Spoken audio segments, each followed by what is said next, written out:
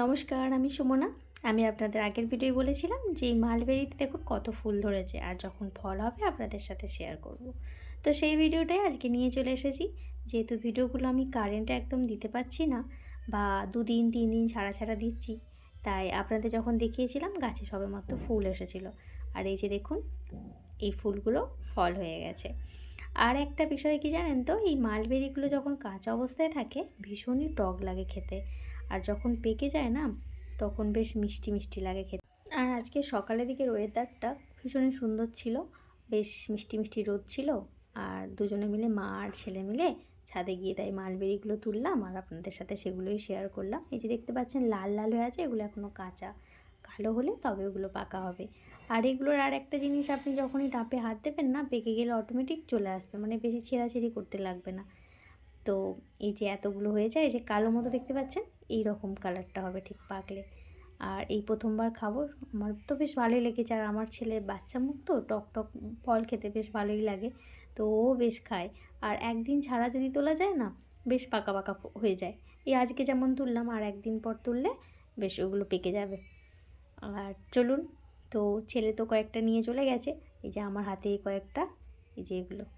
তো চলুন নিচে যাওয়া যাক।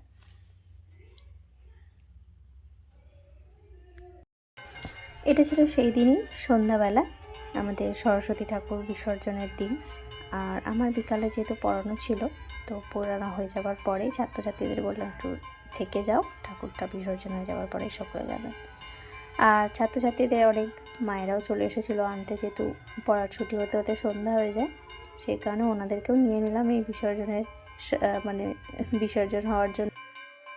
এই অস্থির লাগে, সেই কারণে পাশের বাড়ির কয়েকটা চাকাও বলেছিলাম, আর ওনারাও ছিলেন, তাই সকলে মিলেই বিসর্জনের কাজটা শেষ করলাম।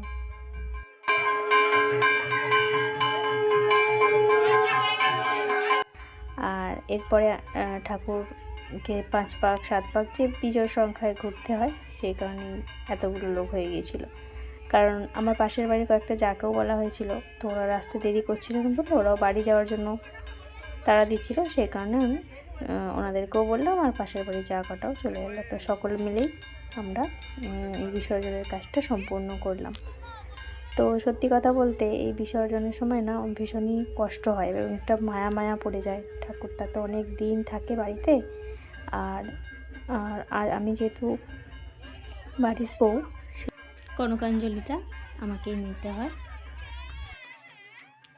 চালটা দিয়ে দেওয়ার পর বলতে হয় আবার এর সময় এরকম কানে কানে বলে না, তো ওটা চলে যাওয়ার পর না ঘুরে থাকাতে নেই, সে কারণে আমার খুব কষ্ট লাগে। এই মানে রিচুয়ালসগুলো ঠিক আমি যখন বাড়ি এসেছিলাম, শ্বশুর বাড়ি এসেছিলাম বাপের বাড়ি থেকে, ঠিক সেই মুহূর্তটার কথা কিন্তু বারবার মনে পড়ছিল।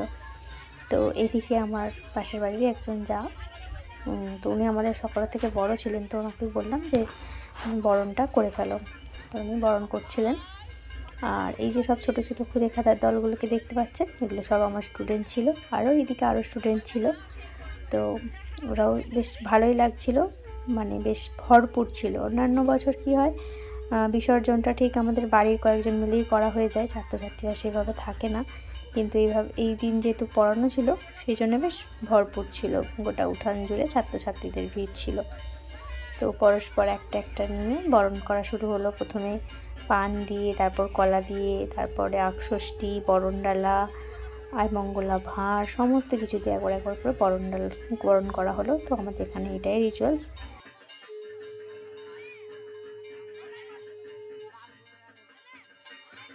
এরপরে ঠাকুর বিসর্জন পুরোটা আপনাদেরকে হয়তো দেখাতে পার।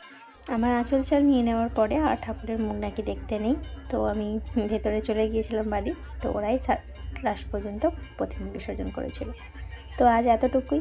যদি ভিডিওটা ভালো লাগে তো প্লিজ একটা লাইক কমেন্ট শেয়ার করবেন, আর যদি এরকম ভিডিও আপনারা আরও দেখতে চান তো প্লিজ আমার চ্যানেলটিকে একটু সাবস্ক্রাইব করে রাখবেন। আজ দেখা হবে অন্য কোনো ভিডিওর সাথে। সকলে ভালো থাকবেন, সুস্থ থাকবেন।